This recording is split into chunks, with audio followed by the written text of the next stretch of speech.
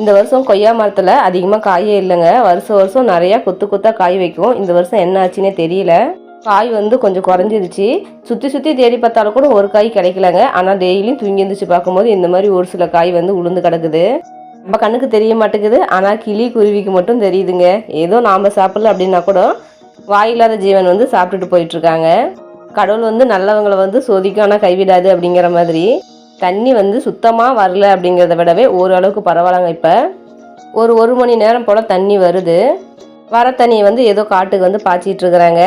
எந்த அளவுக்கு வந்து மழை பெய்யுதோ அந்த அளவுக்கு வெயிலும் ரொம்ப அதிகமாக அடிச்சு சீக்கிரமாக தோட்டத்தில் இருக்கிற செடியெல்லாம் காயிற மாதிரி ஆயிடுது. ஒரு நாள் மழை வரலன்னா கூட பயங்கரமாக வெயில் அடித்து செடியெல்லாம் காஞ்சி போயிருதுங்க. சரின்ட்டு இன்றைக்கி தோட்டத்தில் ஃபுல்லாக தண்ணி கட்டிவிட்டேன். தண்ணி கட்டிட்டு வெளியே வரதுக்கே ஒரு 7-7:30 மணி போல் ஆயிடுச்சு. நல்ல வேலை தோட்டத்துக்குள்ளே போகிறதுக்கு முன்னாடியே இந்த ஹெர்பல் ஹேர் ஆயிலும் சீகக்காய் ஷாம்பு பேக் பண்ணி கொரியர் ஆஃபீஸ்க்கு அனுப்பி விட்டுட்டேன்.